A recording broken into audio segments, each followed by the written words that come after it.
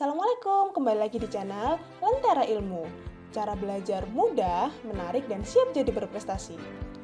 Segmen hari ini adalah Bincang Ilmu. Sebelum menonton videonya, jangan lupa untuk klik tombol subscribe dan nyalakan notifikasinya ya. Selamat belajar! Halo Sobat Lentera Ilmu, Assalamualaikum warahmatullahi wabarakatuh. Berjumpa kembali dengan saya, Ari Damari, tentu ada di channel Lentera Ilmu.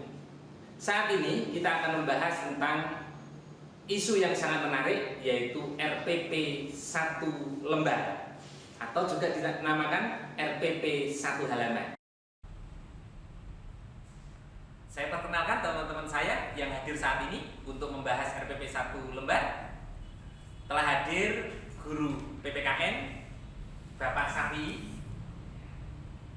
Kemudian yang kedua ada Mas Denis, karena masih muda, penuh energik untuk membahas RPP ini, guru sosiologi ini. Dan yang hadir saat ini ada yang paling cantik, guru matematika, ada Ibu Wahyu. Dan sebetulnya ada dua lagi teman kita yang hadir saat ini, yaitu guru seni budaya, ada Mas Seto di sana, dan Mas Arif, guru TIK. Mari kita mulai pembahasannya. Baik, Pak Safi, Mas Denis, saya panggil Mas ya. Benar, Pak? Ya, dan Bu Ayu, kita mulai bincang-bincang kita tentang RPP 1 halaman ini ya. Ada beberapa bagian yang bisa kita bahas. Nah, tentu biasanya saya akan menggunakan 5 bagian gitu ya. Nah, 5 bagian itu apa saja? Kita bahas contoh RPP 1 halaman. Ya. Kemudian kita bahas juga model pembelajaran. Ya, model pembelajaran kalau kita masukkan ke RPP 1 halaman itu bagaimana? Ya. Yang ketiga, kita nanti akan membahas tentang analisis kompetensi dasar. Dan yang keempat ada penilaian. Nah, yang kelimanya, ternyata RPP 1 halaman itu perlu lampiran begitu. Ya, jadi ada 5 poin yang kita bahas. Nah, insya Allah nanti 5 poin ini akan kita bahas dengan 3 bagian. Ya, bagian pertama adalah 1 dan 2 RPP 1 halaman dan model pembelajaran. Ya, kita mulai ya. Yang pertama ya, RPP 1 halaman. Ya, bagaimana mengembangkan RPP 1 halaman? Itu penting ya. Nah, RPP 1 halaman itu sebetulnya dimulai dari Bapak Menteri kita yang baru ini, kan programnya itu Merdeka Belajar gitu ya. Diharapkan guru juga menjadi merdeka. Nah, sehingga RPP-nya tidak usah harus bingung menyusun, sehingga cukup 1 lembar. Nah, 1 lembar itu sebetulnya apa? Poin utamanya yang 1 lembar itu. Jadi di dalam surat edaran itu dibahas bahwa yang namanya RPP itu yang terpenting adalah efisien, efektif, dan dapat digunakan untuk siswa. Itu yang terpenting. Ya, digunakan untuk siswa. Untuk apa? Untuk memandaikan siswa atau untuk menyampaikan kompetensi yang harus dikuasai siswa. Nah, sehingga yang utama itu sebetulnya ada 3. Apa itu? Tujuan pembelajaran, langkah-langkah pembelajaran, dan yang ketiga adalah penilaian pembelajaran. Itu yang utama gitu. Ya. Jadi seperti yang saya sampaikan bahwa ada 3 poin. Nah, itu. Ya. Jadi sekali lagi ada tujuan pembelajaran, langkah-langkah pembelajaran, dan penilaian pembelajaran. Oke, Pak Ari, berarti RPP 1 halaman itu bukan hanya isapan jempol belaka ya. Jadi bukan hanya isu tapi benar adanya, Pak. Iya, itu yang bahasa yang menarik, Mas Denis. Jadi jangan dijadikan isu, tapi jadikan 1 lembar itu menjadi kualitas kita, bahwa kita itu adalah guru profesional. Walaupun 1 lembar itu bisa memandaikan anak. Itu intinya itu ya. Pak, di lapangan itu kan banyak variasi tentang model-model RPP 1 lembar itu, sehingga saya membacanya malah bingung gitu. Konkretnya gimana Pak? Tentang RPP 1 halaman. Nah, contoh konkret gitu ya. Nah, sebenarnya kalau contoh konkret ya bisa aja ini. Nah, ini ini saya siapkan satu halaman itu contohnya apa ya? Kita bahas ya. Coba kita perhatikan ini. Ini. Jadi contoh konkret RPP satu halaman seperti yang saya sampaikan. Atau bisa satu lembar gitu ya. Nah, satu lembar nih saya buatkan satu lembar juga. Satu lembar kan berarti ada dua ya. Nah, sebetulnya itu adalah tambahan isinya aja gitu. Dan yang terpenting sebetulnya RPP satu halaman itu sebaiknya digunakan untuk satu KD. Jangan bisa satu lembar tetapi hanya satu pertemuan, jangan. Satu KD ya. Kita coba untuk membahasnya ya. Di dalam RPP itu yang bukan utama tapi perlu, itu adalah identitas. Karena RPP tanpa identitas akan bingung ini RPP apa gitu. Ya.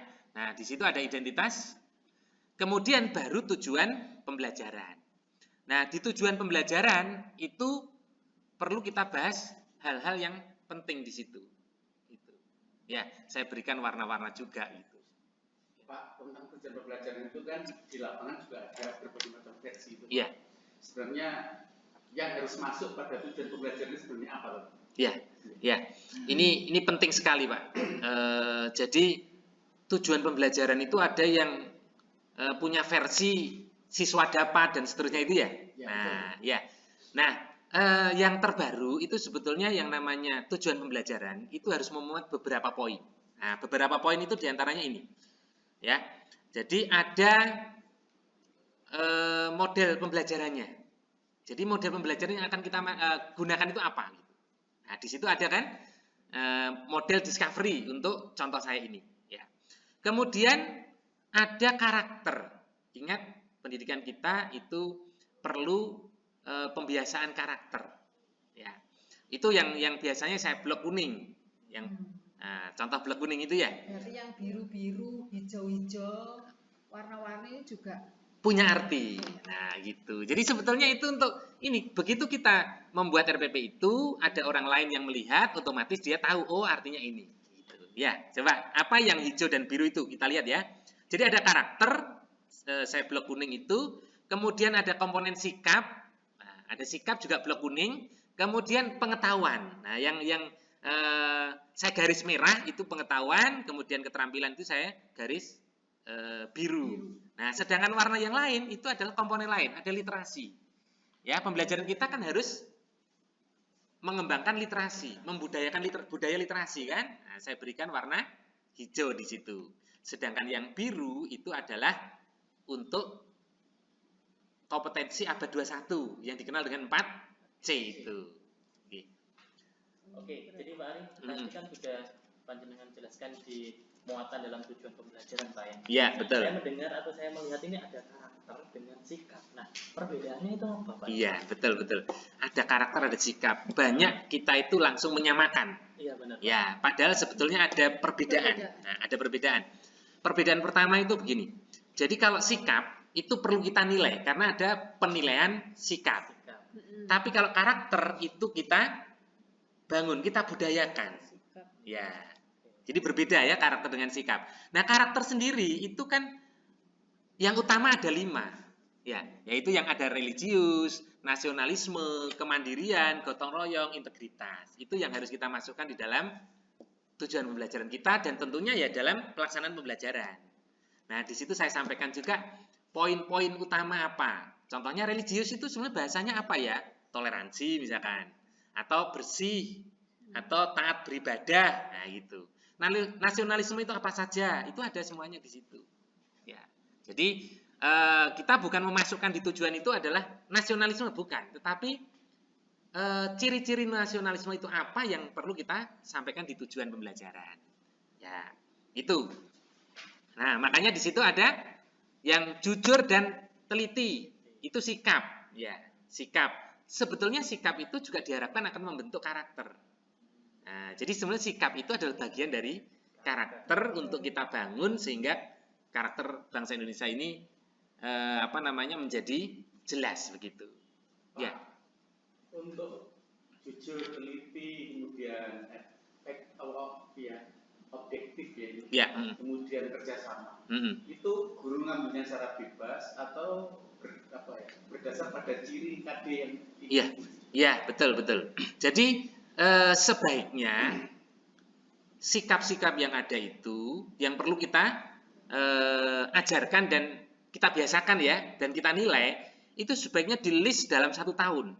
Nah, kemudian tiap KD itu ditetapkan sesuai dengan karakter yang ada gitu. Iya.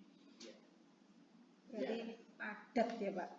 Iya. Satu Tujuan lembar. pembelajaran itu cuma sedikit tapi padat. Padat. Ya, Terus gitu. kemudian yang ini Pak, muatan 4C-nya Ya, 4C-nya ya.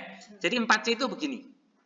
4C itu kan kritis, kemudian Kolaborasi. kreatif, kolaboratif, dan komunikatif. Ya. Di kritis itu sebetulnya ada di KD 3 titik atau 4 titik. Nah, kritis itu 4C, C4 maksudnya, C4 ke atas itu kritis sudah. Jadi menganalisis, menemukan itu adalah bentuk kritis dan inovatif. Nah, KD itu kan biasanya dimulai dengan KKO yang ada yang C2, C3, ada yang C4. Nah, kalau sampai C4 berarti itu sudah termasuk kritis.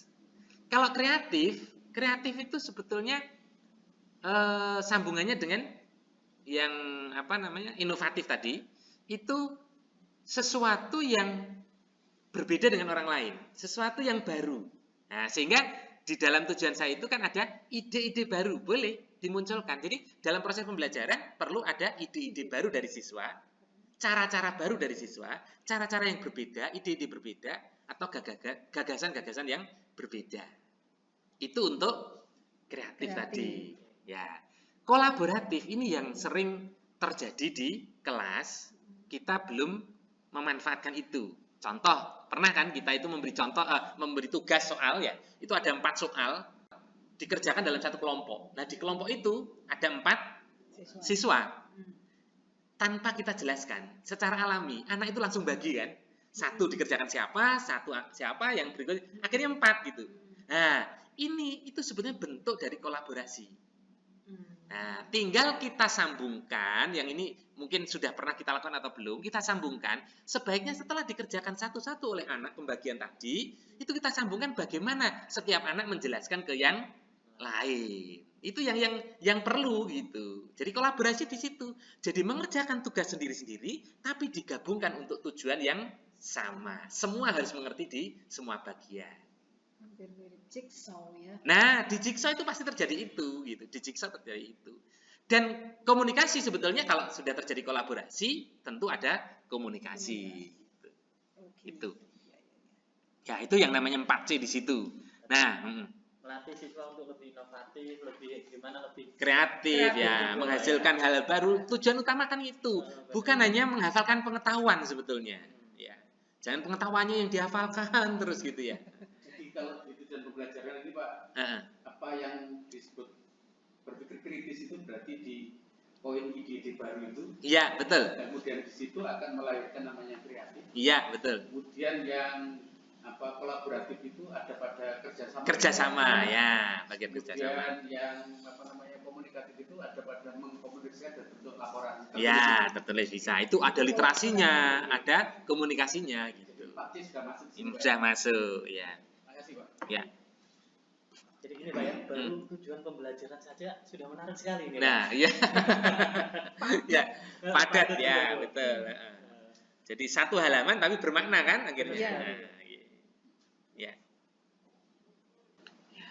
Baik, Pak Safi'i, Mas Denis, dan Bu Ayu, kita lanjutkan pembahasan kita. Kalau tadi kita sudah membahas tujuan pembelajaran yang sangat menarik sekali, kita lanjutkan ke bagian yang kedua dari RPP, yaitu ada langkah-langkah pembelajaran. Pada kondisi pandemi maupun normal, itu yang utama kan ada 3 ya, pendahuluan, kemudian kegiatan inti, dan penutup. Ya, sama gitu. RPP 1 halaman pun ya harus begitu. Nah, ini sudah saya sajikan contoh tadi ya. Itu RPP 1 halaman, itu dimulai dengan pendahuluan. Pendahuluan untuk semua pertemuan kan sama. Tapi ada 5 poin penting ya. Ada 5 poin penting. Ada berdoa. Nah, itu untuk unsur ibadahnya muncul, berdoa. Kemudian menyiapkan peserta didik.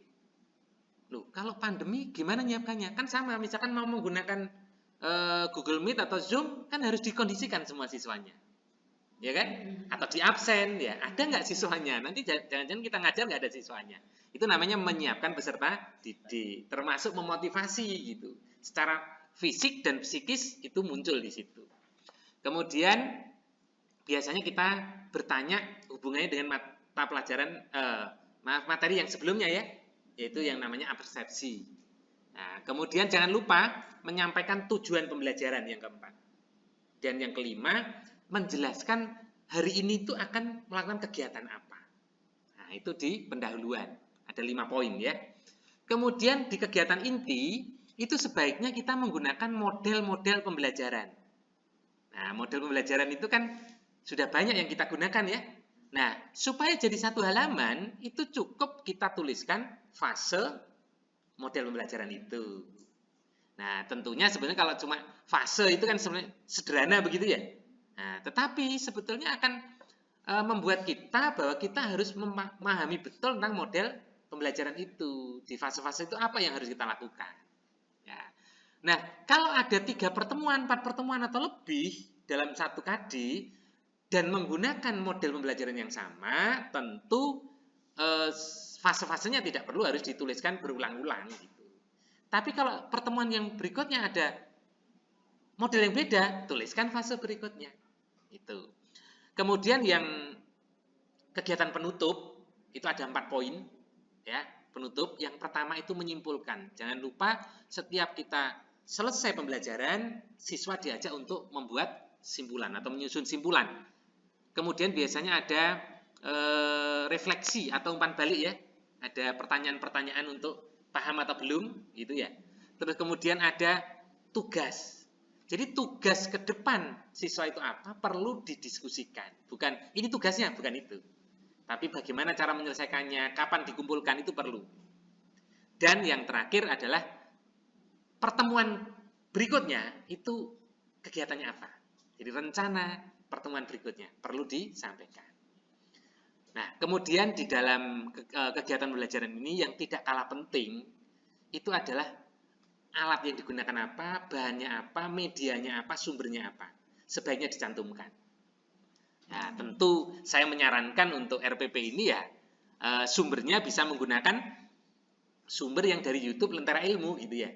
Kan ada paham ilmu, gunakan aja itu gitu. Ya, ada di situ gitu. Ya, dan insya Allah kita akan menyiapkan. Nah, Pak Safi'i PKN kalau memang bergabung dengan kami, monggo gitu. Ya, itu kita siapkan semuanya, termasuk Bu Ayu juga gitu. Kalau Mas Denny sudah nyiapkan ini. Nah, untuk paham ilmunya gitu.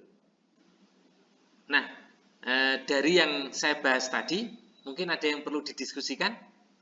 Ada Pak. Oh ya. Pak Ari, ada yang menarik tentang penjelasan Pak Ari langkah-langkah pembelajaran tadi. Pak, untuk mencantumkan di pendahuluan itu ada beberapa poin, 5, kemudian yang di penutup itu ada 4 atau 5. Itu sebenarnya dasarnya apa? Apa guru bisa berkreasi menambah atau diperbolehkan mengurangi, Pak? Ya, betul. Jadi yang saya sampaikan tadi itu sesuai dengan permennya Pak Safi'i. Itu adalah minimal. Kalau ingin ditambahkan tidak masalah, tetapi sebaiknya jangan dikurangi. Jadi poin jumlah minimal itu terpenuhi, nah, sedangkan ingin nambah kan tidak ada masalah. Itu kreativitas kita. Gitu. Jadi kan memang permennya begitu Pak ya? Iya, betul. Iya. Iya. Tentang strateginya itu tergantung pada saat kita di kelas atau di lapangan. Sekalian nih Pak, pertanyaan dari Pak Safi ini lanjutannya. Terus kalau di sini kan ada fase-fasenya. Nah, apa fase-fase itu perlu kita jelaskan?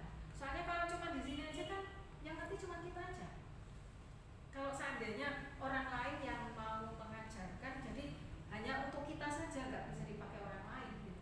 Iya. Ya, itu yang menarik ya. Ya. Jadi kita inginnya menyingkat ya, tetapi RPP ini akhirnya kan berlaku untuk kita gitu. Nah, tetapi bagaimana supaya berlaku untuk semuanya? Siapapun yang menggunakan RPP ini bisa, maka memang sebaiknya langkah-langkah pembelajaran itu, fase-fase itu bisa dijelaskan dalam lampiran. Itu bisa, nggak ada masalah gitu. Ya, tetapi kalau kita sudah paham betul, ya tinggal fase-fasenya aja yang kita tampilkan. Begitu Bu Ayu. Ya. Oke Pak Ari, berarti pada saat pandemi seperti ini sebuah tantangan bagi para pendidik terkhususnya Pak ya. Ya. Berkaitan dengan media, mungkin media pembelajarannya, mungkin guru bisa lebih mengeksplorasi menggunakan media-media yang sebelumnya jarang digunakan. Mungkin seperti YouTube ini Pak. Iya. Iya. Jadi memang Lentera Ilmu itu kan munculnya juga itu ya. Ya, jadi yang biasanya dalam bentuk tulisan bagaimana dikembangkan dalam bentuk YouTube. Ya, YouTube-nya. Dan sebetulnya YouTube itu kan sudah banyak sekali gitu. Tapi kita dalam menggunakan itu kadang-kadang kurang bisa memilih mana yang pas untuk kita. Maka yang paling pas ya sebetulnya kita membuat sendiri gitu. Dan YouTube di channel Lentera Ilmu itu kan saya susun sehingga sesuai dengan kebutuhan gitu. Ya, termasuk bagiannya, pertemuannya begitu. Ya. Dan sebetulnya yang terpenting lagi Bapak Ibu guru perlu membuat YouTube menjelaskan sendiri kemudian disampaikan ke siswanya. Sehingga dengan masa pandemi ini pembelajaran jarak jauh siswa mengenal gurunya gitu. Nah, kalau YouTube-nya lain terus dipikir kan gurunya bukan kita gitu ya. Benar-benar. Itu. Tapi lihat, oh ada Pak Denis. Nah, Pak gitu Safi'i, itu kan ya. Pak Safi'i. Ya. Oke, Ya. berarti ada hikmahnya Pak ya di saat Betul, pandemi ini. betul. Nah, hikmahnya jadi YouTuber semua ya. Ya, intinya Lentera Ilmu siap untuk menampung tapi dengan pola berpikir yang sesuai gitu. Ya. Gitu Mas Denis. Sobat semuanya, baru saja kita berbincang-bincang tentang RPP satu halaman atau satu lembar. Semoga bisa dipahami dan untuk selanjutnya silahkan diikuti video-video berikutnya. Thank you for watching this video. Jangan lupa untuk like, comment, dan share. Semoga video yang bermanfaat ya. Jangan lupa juga untuk ikuti segmen Lentera Ilmu lainnya. Sampai bertemu di video selanjutnya.